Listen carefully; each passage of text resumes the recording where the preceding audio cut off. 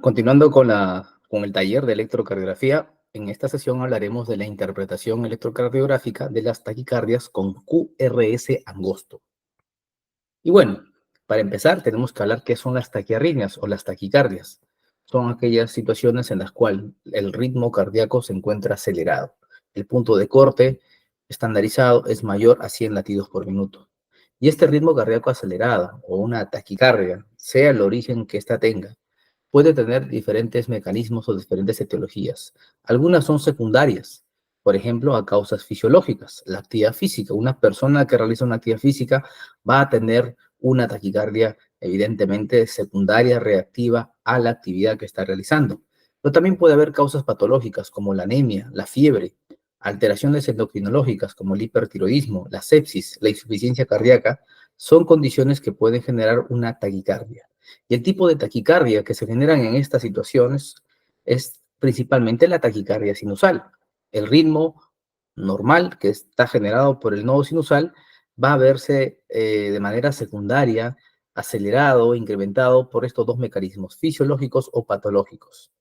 Las taquicardias también pueden tener un origen primario. Ahí básicamente nos referimos ya a alteraciones eléctricas, alteraciones en el sistema eléctrico del corazón por presencia de focos arrítmicos causantes de generar taquicardias, tanto en la parte supraventricular como en la zona ventricular. ¿Ok? Entonces, hoy vamos a empezar a hablar de las taquicardias y estas se pueden clasificar según el patrón electrocardiográfico y fundamentalmente se centra en evaluar las características del ancho del QRS. Si el QRS durante la taquicardia tiene o es menos de 120 milisegundos, se refiere a una taquicardia QRS angosto. Y si tiene un QRS más de 120 milisegundos, se conoce como taquicardia QRS ancho. Las taquicardias supraventriculares generalmente adoptan un patrón de QRS angosto. En algunas ocasiones, las taquicardias supraventriculares pueden adoptar un patrón QRS ancho, generalmente taquicardias supraventriculares asociadas a trastornos en la conducción de base o secundarios a aberrancia u otra condición. Las taquicardias ventriculares siempre van a adquirir un patrón QRS ancho, que es lo característico de estas taquicardias. Muy bien, para repasar entonces, toda taquicardia QRS angosto de manera práctica es una taquicardia supraventricular. Hay excepciones, claro, las taquicardias del sistema de conducción también puede tener un QRS en 110, 120, 118, ¿ok? Pero son las excepciones. En líneas generales hablaremos de que toda taquicardia QRS angosto es una taquicardia supraventricular. Y aquella taquicardia QRS ancho puede tener dos posibilidades: ser una taquicardia supraventricular con alteraciones en la conducción de base, por aberrancia o por presencia de una preexcitación ventricular, o esta taquicardia QRS ancho puede deberse a una taquicardia ventricular. Pero justamente este dato electrocardiográfico, el ancho del QRS, ya me va orientando al lugar donde se puede estar originando una taquicardia. Si es angosto, es supraventricular. Si es ancho, pues ahí podría ser supraventricular con aberrancia o una taquicardia ventricular. Ahora nos concentraremos en las taquicardias supraventriculares y nos referimos a aquellas taquicardias en donde la frecuencia auricular y o ventricular se encuentra o es mayor a 100 latidos por minuto. Estas taquicardias involucran a tejidos que se encuentran en el sistema del nodo AB-GIS o por encima de este, el tejido auricular. Ejemplo, las taquicardias auriculares, flúter auricular, fibrilación auricular. ¿Correcto? El nodo AB, taquicardias intranodales. El nodo AB, el sistema de conducción y una vía accesoria, las taquicardias por entradas AB. Entonces, esta es la definición de una taquicardia supraventricular, ¿no? Las taquicardias supraventriculares, entonces, pueden clasificarse según el mecanismo de ellas. Entonces, el mecanismo más frecuente de las taquicardias supraventriculares son las reentradas. Entre ellas tenemos a las taquicardias intranodales o taquicardias nodales auriculoventriculares, ¿ok?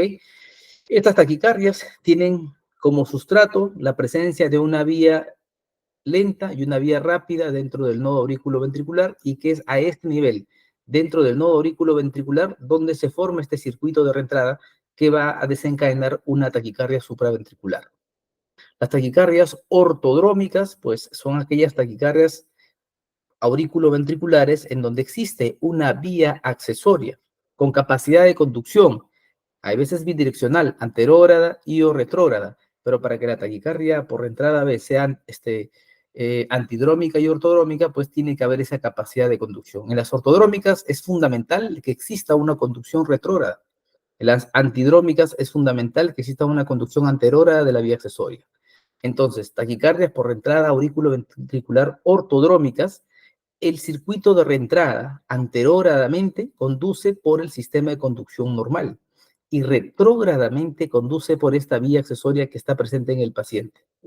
En las taquicardias auriculoventriculares antidrómicas, el circuito de reentrada pues conduce de forma inversa, retrógradamente por el nodo AB y anterógradamente por la vía accesoria. Otras taquicardias reentrantes dentro de las aurículas está el flujo atrial típico dependiente del istmo cavo tricuspidio. Es una taquicardia macroreentrante, ¿ok? Que gira pues alrededor del anillo tricuspidio y cuya zona crítica es el istmo cavo tricuspidio. Y el flujo atrial atípico, en donde el circuito de reentrada con la zona crítica y de conducción lenta se encuentra fuera del istmo cavo tricuspidio, por ejemplo, alrededor de una cicatriz por una atriotomía. Otro de los mecanismos de las taquicardias supraventriculares pueden ser taquicardias por automatismo anormal, ejemplo de las taquicardias focales atriales, taquicardias de la unión o incluso la taquicardia sinusal inapropiada, ¿ok? Acá vemos en este ejemplo, por ejemplo, una reconstrucción 3D en el cual se encuentra pues un foco autonómico, ¿no? El cual está dominando el ritmo de corazón del paciente a una frecuencia acelerada. Miren cómo el foco arrítmico, este es un mapa de propagación, el punto rojo es el punto más precoz, donde se origina el estímulo eléctrico, esta es la aurícula derecha, este es el anillo tricuspidio, y miren cómo se genera el impulso eléctrico aquí. Ya no se genera arriba, acá en el nodo sinusal, sino el ritmo se genera en un foco automático en el anillo tricuspidio posterior. Esta es una taquicardia atrial.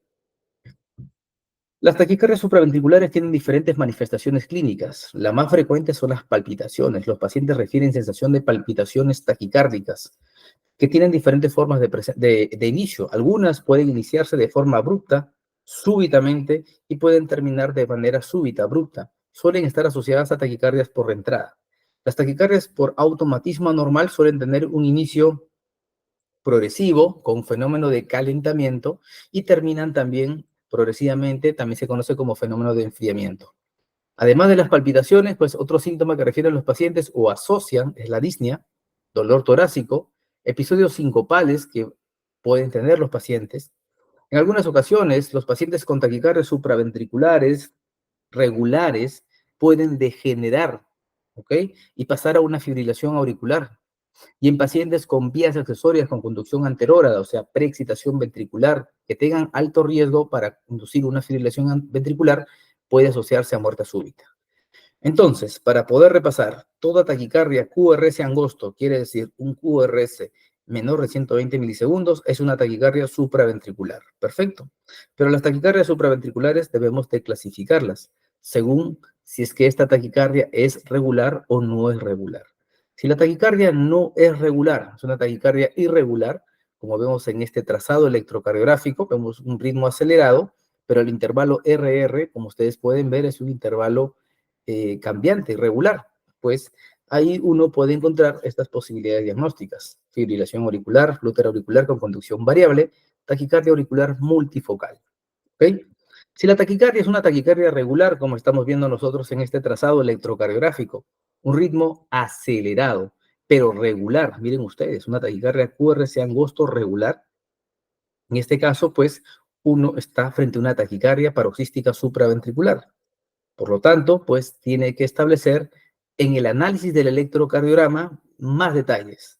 Con este electrocardiograma uno ya puede definir cómo debe de manejar al paciente si llega a emergencia con este trazado electrocardiográfico. Taquicardia supraventricular regular, pues evidentemente uno planteará maniobras vagales, masaje carotidio, maniobras de Valsalva, ¿correcto? O la administración de adenosina, si es que no hay respuesta a las maniobras vagales. Si hay una respuesta a este fármaco, pues es muy probable que esta taquicardia es una reentrada y que pues pasa por el nodo AB, ¿ok? Es lo más probable. Entonces, cuando tengo una taquicardia supraventricular regular, para uno tener mayor detalle, mayor precisión en el diagnóstico, tiene que evaluar los intervalos RR. Estos intervalos que acá muestro, tiene que evaluarlo con mucha precisión. y buscar o identificar la presencia de ondas P u ondas F que sean evidentes y visibles. Si no son evidentes las ondas P, miren ustedes, acá tenemos una taquicardia supraventricular, QRS angosto regular. Uno busca entre los intervalos RR en todas las derivaciones una deflexión pequeñita que refiera a una onda P o una onda F. En este trazado no lo vemos, ¿ok? Solamente evidenciamos una muesca al final del QRS, tanto en derivaciones inferiores como en V1. Pues si no encontramos una onda P en este intervalo RR, lo más probable es de que esta P está metida al final del QRS, ¿ok? Y esto sugiere una taquicardia intranodal típica o una taquicardia de la unión. Si nosotros alcanzamos ver claramente entre los intervalos RR una onda P, ¿correcto? Entonces tenemos que definir un siguiente detalle. Las aurículas o las ondas P son más frecuentes que los ventrículos, es la respuesta que tenemos que ver. Si es así, como en este trazado electrocardiográfico vemos una taquicardia, QRS angosto regular, pero entre los intervalos RR vemos más de 2 ondas P u ondas F, pues en este caso estamos hablando de un flúter o una taquicardia auricular. Si no es así, si tenemos el mismo número de aurículas que de ventrículos, como en este trazado, tenemos, miren ustedes, una taquicardia QRS angosto regular y entre intervalos RR encontramos una onda P, una muesca, y que va en relación 1 a 1 entre la aurícula, entre la P y el QRS, pues el diagnóstico diferencial pues puede ser de una taquicardia intranodal atípica, una intranodal, bueno, ya lo comentamos, atípica, una reentrada B o una taquicardia auricular. Esa es más o menos la manera como uno tiene que abordar un electrocardiograma de una taquicardia QRS angosto. Y como hemos comentado, las taquicardias QRS angosto pueden ser irregulares, de cabeza a la fibrilación auricular, en especial si hay ausencia de onda P reemplazadas por ondas F. El flúter auricular con conducción variable, en este caso, está reemplazada por ondas F de flúter regulares de la misma característica en toda la derivación. Y las taquicardias auriculares multifocales. Cuando es un ritmo regular, pues ya tenemos otros diagnósticos, como por ejemplo la taquicardia por entrada auriculoventricular, las taquicardias intranodales, la taquicardia de la unión, la taquicardia auricular, conducción 1-1, el flúter auricular, conducción fija, y la taquicardia sinusal, que es la más frecuente, donde la causa es una causa secundaria generalmente, ¿no? Bueno, entonces ahora procedemos a explicar e interpretar este electrocardiograma. Paciente de 30 años, joven, historia de ningún tipo de patología cardiovascular y súbitamente empieza con palpitaciones taquicárdicas. Más de 20 minutos, acude a emergencia y se le toma este electrocardiograma. ¿Qué nos llama la atención? En primer lugar, que pues estamos frente a una taquicardia. El paciente está a una frecuencia de más o menos 170, 180 latidos por minuto. El QRS es angosto, entonces estamos frente a una taquicardia QRS angosto, es una taquicardia supraventricular. El siguiente paso que debemos de evaluar entonces es la regularidad de los RRs, es una taquicardia regular, entonces taquicardia paroxística supraventricular. Si ampliamos la imagen, el siguiente paso es ver entre los intervalos RR la presencia de una muesca o una deflexión que sugiera una P, pues esto pareciera ser acá vemos una onda P, no vemos más ondas P, por lo tanto hay una relación 1-1, por lo que este diagnóstico podría plantear, ¿no?, la posibilidad de una taquicardia por entrada auriculoventricular, ¿no? Bueno, ahora vamos a repasar un poquito más a detalle las taquicardias supraventriculares regulares, que en general son tres las que vemos con más frecuencia. Las taquicardias intranodales, las taquicardias por entrada auriculoventricular, ¿correcto? Y la taquicardia auricular. Son tres diagnósticos que siempre nosotros vamos a plantear cuando estamos frente a un electrocardiograma que plantea una taquicardia supraventricular regular, ¿ok? Empecemos por las taquicardias por entrada intranodal. En estas taquicardias, pues el circuito de reentrada se forma dentro del nodo AB. Normalmente el nodo auriculoventricular tiene dos caminos de conducción, una vía rápida y una vía lenta. Una vía rápida, como su nombre lo dice, una velocidad de conducción mucho más rápida que la otra vía, que es más lenta, con un periodo refractario más largo que evidentemente la vía lenta, que tiene un periodo refractario más corto. Esto genera, pues, la capacidad de que esta taquicardia, al tener dos caminos de diferentes propiedades electrofisiológicas, una entrada auricular y otra salida, sistema de conducción ventrículo, permite, pues, que un factor o que distintos factores como extrasístoles auriculares puedan gatillar una taquicardia por entrada a ese nivel. El 90-95% de las personas tienen este patrón en el nodo AB, doble fisiología nodal. Pero bueno, la presencia de extrasístoles auriculares en algunas personas puede gatillar justamente este tipo de taquicardias intranodales. Cuando ocurre entonces un ritmo nodal, un ritmo sinusal, la conducción eléctrica por el nodo AB pasa normalmente por la vía rápida y esta a los ventrículos. ¿Correcto? El bloqueo, bueno, la conducción por la vía lenta se va a ver bloqueada justamente por la conducción pues lenta anterógrada y lenta también retrógrada, ¿no? Entonces la conducción siempre va a ser normalmente por la vía rápida, salvo llegue a un periodo refractario y va a estar ocupado, por lo que se utilizará la vía lenta, como ocurre cuando tenemos una extrasístole auricular. Al haber una extrasístole auricular es probable que el tiempo es corto y encuentre la vía rápida del nodo AB en periodo refractario, por lo que la conducción eléctrica de un extrasístole auricular se dará por la vía lenta. Esta vía lenta, pues al bajar, encontrará ya retrógradamente esta vía rápida disponible, por lo que la conducción retrógrada será posible y se establecerá un circuito de reentrada de esta manera, ¿no? Haciendo que la actividad eléctrica, como regresa rápidamente, sea casi simultánea hacia la aurícula y el ventrículo, característico justamente de las taquicardias intranodales típicas. Esta conducción casi simultánea, retrógradamente a aurículas y anterógradamente a los ventrículos, genera que la onda P esté muy pegada justamente al QRS, generando una muesca al final del QRS, el cual desaparece cuando el paciente no está en taquicardia. El otro tipo de taquicardia intranodal es aquella en la cual pues la conducción anterógrada se dará por la vía rápida y la conducción retrógrada por la vía lenta. Eso generará una taquicardia supraventricular, RR regular, pero con una conducción o una onda P que está alejada del QRS previo. Se conoce como taquicardias supraventriculares RP largos, típico de las taquicardias intranodales atípicas. Las taquicardias intranodales típicas tienen un RP muy corto. Muy bien. Esto es entonces lo que tenemos que entender. Entonces, nosotros cuando vamos pues a tratar este tipo de problemas, tenemos claro que el sustrato ritmogénico se encuentra ¿dónde? En el nodo AB. Y el nodo AB, ¿dónde se encuentra? Pues dentro del corazón, dentro de una estructura anatómica conocida como triángulo de Koch. El triángulo de Koch está delimitado justamente por el tendón de Todaro, el GIS en el vértice, la porción septal de la válvula tricúspide y la base, el ostium del seno coronario. Dentro de este triángulo está el nodo AB. Hacia la parte del ápex está la vía rápida y hacia la base está la vía lenta. Cuando nosotros vamos a tratar una taquicardia intranodal, nuestro target de ablación, donde tenemos que cauterizar, es en la vía lenta. Al eliminar la vía lenta, pues ya no van a haber dos caminos y por lo tanto no va a haber ya posibilidad de que se forme una reentrada.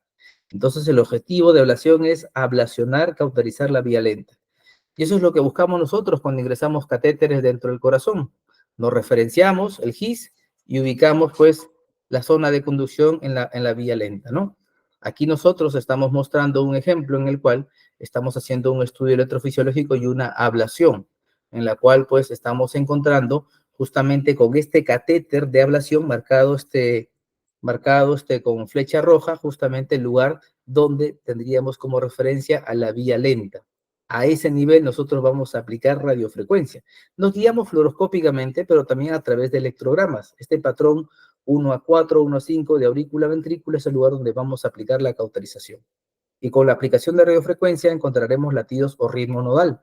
Este dato es fundamental porque nos dice que estamos eliminando, cauterizando la vía lenta y luego hacemos maniobras de inducción. Si el paciente ya no induce taquicardia, pues quedó eliminada la vía lenta, por lo tanto este paciente ya no tendrá taquicardias intranodales, quedará curado. ¿Ok? Luego tenemos otro tipo de taquicardias supraventriculares, son las taquicardias por reentrada aurículo-ventricular. Las taquicardias por reentrada aurículo-ventricular, pues tienen como sustrato la presencia de una vía accesoria. La vía accesoria es una banda muscular que conecta anómalamente tejido auricular con tejido ventricular. Entonces hay dos caminos de conducción de aurícula a ventrículo. Estas vías accesorias pueden conducir anterógradamente y se va a ver en un electrocardiograma como una preexcitación ventricular. Y retrógradamente, esa conducción retrógrada no lo vemos en el electrocardiograma, ¿ok? Las taquicardias por reentrada B o taquicardias por reentrada auriculoventricular pueden ser de dos formas. Unas son las taquicardias ortodrómicas. La conducción anterógrada se dará por el sistema de conducción. Todo el ventrículo se despolarizará normal. El QRS será angosto o será de acuerdo o será idéntico al QRS basal del paciente. Pero retrógradamente la conducción eléctrica se conducirá por la vía y regresará a la aurícula y nuevamente bajará por el nodo del sistema de conducción. Así se establece un circuito de reentrada en un paciente con taquicardia por reentrada aurículo-ventricular ortodrómica. En este caso, evidentemente, lo que tenemos que hacer en una taquicardia ortodrómica, el QRS es angosto, pues el objetivo fundamental es ablacionar justamente la vía accesoria que está desencadenando esta taquicardia. Cuando esta vía accesoria es manifiesta, quiere decir en el electrocardiograma, se ve el patrón de preexcitación ventricular, un PR corto, onda delta, se conoce como síndrome de Wolff-Parkinson-White. En algunas ocasiones, estos pacientes con taquicardias ortodrómicas tienen un electrocardiograma normal. ¿Por qué? Porque esta vía accesoria no se conduce anterogradamente y por lo tanto en el electrocardiograma de base no se va a ver ningún tipo de alteraciones. Pero sin embargo, esa vía accesoria sí tiene capacidad de conducción retrógrada, por lo que va a permitir desencadenar una taquicardia supraventricular de tipo ortodrómica, evidentemente no antidrómica porque no tiene conducción anterograda. Muy bien, de esta manera, pues nosotros, en pacientes que tienen estas taquicardias, pues el tratamiento va a ser la ablación de esta vía accesoria, por lo cual, pues debemos de ingresar catéteres, ¿no? Para hacer un estudio electrofisiológico al ventrículo derecho, al seno coronario, y pues el catéter de ablación por abordajes retroaórticos transeptales para llegar al lugar donde se encuentra la vía accesoria. Localizada la vía accesoria, nosotros llegamos con el catéter de ablación y aplicamos radiofrecuencia. De esa manera eliminamos este foco arrítmico. Y para terminar, hablaremos de las taquicardias auriculares focales. Felizmente son las formas menos frecuentes dentro de las taquicardias supraventriculares, representan entre el 5 a 15%. Las taquicardias auriculares con mayor frecuencia están en la aurícula derecha y localizados en la crista alta. También pueden localizarse en la orejuela derecha, ostium del seno coronario, septum interauricular, también en la aurícula izquierda, en las venas pulmonares, en la orejuela, etc. Suelen ser arritmias focales, ¿ok? Son bastante refractarias a la terapia farmacológica y por lo que muchas veces requieren terapia invasiva. Quiere decir la ablación con catéter, ¿no? Nosotros con nuestros catéteres ubicamos la zona de mayor precocidad donde se origina esta arritmia y a ese nivel pues aplicamos radiofrecuencia, de tal manera que eliminamos este foco arrítmico. Acá vemos el ejemplo de una taquicardia auricular. Esta es una reconstrucción 3D de la aurícula derecha. En rojo es la zona de mayor precocidad, está en el anillo tricuspidio posterior. Ahí tiene que llegar el catéter de ablación y ahí tenemos que aplicar radiofrecuencia para eliminar la taquicardia auricular. Este es otro ejemplo, una aurícula derecha, vena cava inferior, vena cava superior, aurícula derecha, orejuela, y en la porción, en la crista media alta, se encuentra la zona de mayor precocidad de la taquicardia. Como ustedes pueden ver, ahí es donde tenemos que aplicar radiofrecuencia, eliminando ese foco arrítmico.